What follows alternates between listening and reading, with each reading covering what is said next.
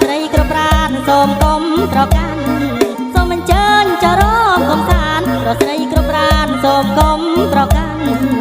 កំដររាត្រីយប់យន្តនាំឲ្យខកខាននាំប្រយ័ត្នស្ដាយក្រោយ